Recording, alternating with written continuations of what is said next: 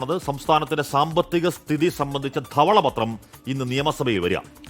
മുഖ്യമന്ത്രി V D Satheesan ധവളപത്രം നിയമസഭയിൽ അവതരിപ്പിക്കും. സർക്കാരിന്റെ ധവളപത്രത്തിലെ വാദങ്ങൾ ഖണ്ഡിച്ച് ബദൽ ധവളപത്രം ഇറക്കാനാണ് LDFന്റെ തീരുമാനം. ഓരോ ഖണ്ഡികയ്ക്കും ബദൽ വാദങ്ങൾ അവതരിപ്പിക്കാനാണ് ധാരണ. അതും അപൂർവമായിരിക്കും അല്ലേ? 24 ബ്രേക്കിംഗ് ശ്രീ ചേർന്നു. ശ്രീ, അപ്പോ ഇന്നു മുതൽ പുതിയൊരു രാഷ്ട്രീയ ചർച്ചയ്ക്കാണ് ധവളപത്രം തുറക്കോടാൻ പോകുന്നത് കാര്യത്തിൽ തർക്കം വേണ്ട. Shri, good morning. Hashmi, good morning. സംസ്ഥാനത്തിന്റെ പൊതു സാമ്പത്തിക സ്ഥിതി അവലോകനം ചെയ്തുകൊണ്ട് ധവളപത്രം പുറപ്പെടുവിക്കുമെന്നത് UDFന്റെ തെരഞ്ഞെടുപ്പ് കാല വാഗ്ദാനമായിരുന്നു. അത് പാലിച്ചുകൊണ്ട് ആദ്യ ക്യാബിനറ്റിൽ തന്നെ ധവളപത്രം പുറത്തിറക്കാനുള്ള ഔദ്യോഗിക തീരുമാനം കൈക്കൊണ്ടു. മുൻ ക്യാബിനറ്റ് സെക്രട്ടറി KM ചന്ദ്രശേഖർ അധ്യക്ഷനായ 4-അംഗ സമിതിയാണ് സംസ്ഥാനത്തിന്റെ സാമ്പത്തിക സ്ഥിതി അവലോകനം ചെയ്തുകൊണ്ട് ധവളപത്രം തയ്യാറാക്കിയത്. ആ ധവളപത്രമാണ് ഇന്ന് രാവിലെ നിയമസഭയുടെ മേശപ്പുറത്ത് വെക്കാൻ പോകുന്നത്. ശൂന്യവേളയ്ക്ക് ശേഷം ധനവകുപ്പിന് ചുമതല കൂടി വഹിക്കുന്ന മുഖ്യമന്ത്രി വി ഡി സതീശൻ ധവളപത്രം നിയമസഭയിലെ മേശപ്പുറത്ത് വെക്കും, നിയമസഭയിൽ അവതരിപ്പിക്കും.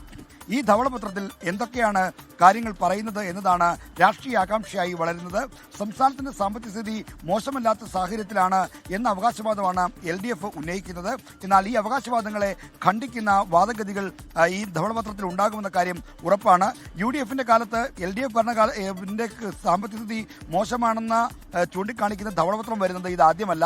2001 ആന്റണി സർക്കാരിന്റെ കാലത്താണ് ഈ ധവളപത്രം പുറപ്പെടുവിക്കുന്ന നടപടി തുടങ്ങിയത്. അതിനുശേഷം പിന്നീട് വളരെ കർശനമായ സാമ്പത്തിക അച്ചടക്ക നടപടികൾ അന്നുണ്ടായിരുന്നു. അതിനെ ചുവടുപിടിച്ച് പിന്നീട് പല കാലത്തും ഇത്തരം കാര്യങ്ങൾ ധവളപത്രം ഇറക്കുന്നുണ്ടായിട്ടുണ്ട്.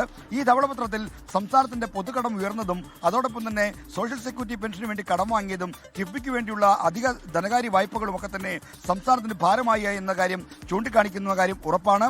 അതോടൊപ്പം തന്നെ DA കുടിശ്ശികയും ശമ്പള പരിഷ്കരണം കൂടി നടപ്പിലാക്കിയാൽ സംസ്ഥാനത്തിന്റെ സാമ്പത്തികാവസ്ഥ വരവിനപ്പുറത്തേക്ക് കടക്കുമെന്നും ധവളപത്രം ചൂണ്ടിക്കാണിച്ചേക്കുമെന്നും നമുക്ക് സൂചനയുണ്ട്. രാവിലെ 8 മണിക്ക് മന്ത്രിസഭാ യോഗമുണ്ട്. ഈ മന്ത്രിസഭാ യോഗത്തിലായിരിക്കും ധവളപത്രം ആദ്യം വെക്കുക. അവിടുന്ന് മന്ത്രിസഭയുടെ അംഗീകാരത്തോടെ ആയിരിക്കും നിയമസഭയിലേക്ക് അവതരിപ്പിക്കാൻ പോകുന്നത്. എന്നാൽ ഈ ധവളപത്രത്തിന് ബദലായി മറ്റൊരു ധവളപത്രം ഇറക്കാൻ LDFും തീരുമാനിച്ചിരിക്കുന്നു. CPIMന്റെ ഔപചാരികമായ തീരുമാനം ഇന്നലെ വൈകുന്നേരം ഇതുമായി ബന്ധപ്പെട്ട് ഉണ്ടായിട്ടുണ്ട്.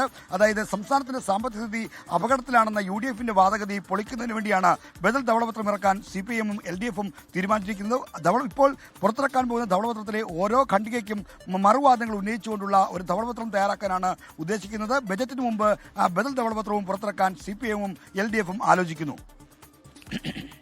ധവളപത്രവും ബദൽ ധവളപത്രവും തമ്മിലുള്ള ഏറ്റുമുട്ടൽ സഭയിൽ ഉണ്ടാകുമെന്ന് കരുതാവോ? അങ്ങനെയാണെങ്കിൽ ഇപ്പോൾ വി ഡി സതീശൻ സർക്കാർ അധികാരമേറ്റിട്ട് 2 ആഴ്ച ആവുന്നു. സഭയിൽ പല വിഷയങ്ങൾ വരുന്നുണ്ട്. പക്ഷേ സഭയിൽ ഒരു അതിശക്തമായൊരു പ്രതിപക്ഷ പ്രതിഷേധം എന്ന് പറയാൻ തക്കൊരു സാധനമൊന്നും ഇതുവരെ നമ്മൾ കണ്ടില്ല. അപ്പോൾ ശ്രീ, ഒരുപക്ഷെ 16-ാം കേരള നിയമസഭ കാണാൻ പോകുന്ന ശക്തമായ വാക്പോരിന് സാക്ഷ്യം വഹിക്കാൻ പോകുന്നത് ആ ധവളപത്രവും ബദൽ ധവളപത്രമാണോ?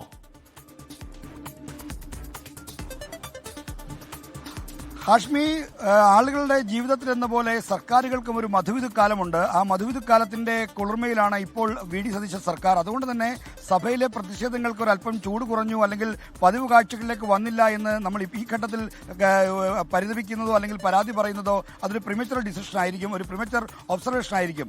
അതുകൊണ്ട് തന്നെ ഇനി ഈ 16-ാം കേരള നിയമസഭയുടെ സമ്മേളനം പുരോഗമിക്കുന്ന വേളയിൽ വലിയ തോതിലുള്ള പ്രതിപക്ഷ പ്രതിഷേധത്തിനൊക്കെ സാധ്യതയുണ്ട്.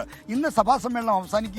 നന്ദിപ്രമേയ ചർച്ചയ്ക്ക് ഇന്ന് മുഖ്യമന്ത്രിയും മന്ത്രിമാരും മറുപടി പറയും. അതുകൊണ്ട് തന്നെ തുടർ ചർച്ചകൾക്ക് സഭയിൽ ഒരു ബ്രേക്ക് വരും. ഇനി ജൂൺ 19 മാത്രമേ സഭ സമ്മേളിക്കുകയുള്ളൂ. അന്നാണ് വി ഡി സതീശൻ സർക്കാരിന്റെ ആദ്യ ബജറ്റ് സഭയിൽ അവതരിപ്പിക്കാൻ പോകുന്നത്. എന്നാൽ സഭയ്ക്ക് പുറത്തായിരിക്കും ഇതുമായി ബന്ധപ്പെട്ട് ഈ ധവളപത്രവുമായി ബന്ധപ്പെട്ട പൊളിറ്റിക്കൽ ഡിസ്കോഴ്സ് അല്ലെങ്കിൽ രാഷ്ട്രീയ സംവാദങ്ങൾ നടക്കാൻ പോകുന്നതെന്ന കാര്യം ഉറപ്പാണ്. ഈ സംസ്ഥാനത്തിന്റെ അധികാരം ഒഴിയുമ്പോൾ സംസ്ഥാനത്തിന്റെ ഖജനാവിൽ എത്ര രൂപ ഉണ്ടായിരുന്നു എന്നതിനെ പറ്റിയുള്ള തർക്കം ഇപ്പോഴും അവസാനിച്ചിട്ടില്ല. 5000-ൽ പരം കോടി രൂപ ബാക്കി വെച്ചാണ് അധികാരം ഒഴിഞ്ഞത് എന്നാണ് മുൻ ധനമന്ത്രി KN ബാലഗോപാൽ അടക്കം അവകാശപ്പെടുന്നത്. എന്നാൽ UDF സർക്കാരാകട്ടെ അതിനെ ഖണ്ഡിക്കുന്നു. ഏപ്രിൽ മാസത്തിൽ മാത്രം 11,000-ൽ പരം രൂപ വായ്പ എടുത്തു. സാമ്പത്തിക സ്ഥിതി സുസ്ഥിരമാണെങ്കിൽ എന്തിന് 10,000-ൽ പരം കോടി രൂപയുടെ വായ്പ എടുത്തു എന്ന കാര്യമാണ് മറുവാദമായി UDF ചൂണ്ടിക്കാണിക്കുന്നത്. ഇത്തരം സംവാദങ്ങൾ ആരോഗ്യകരമായ രീതിയിൽ നമ്മുടെ രാഷ്ട്രീയ വൃത്തങ്ങളെ സജീവമാക്കുമെന്ന് ഉറപ്പാണ്. എന്നാൽ സഭാ സമ്മേളനത്തിന് ഇന്നോടുകൂടി ഒരു താൽക്കാലിക ബ്രേക്ക് വീഴുകയാണ്. ഇനി ജൂൺ 19 മാത്രമേ സഭ വീണ്ടും സമ്മേളിക്കുകയുള്ളൂ. ഓക്കെ, ശ്രീതാണ് വാർത്തയുടെ വിവരങ്ങൾ നൽകിയത്.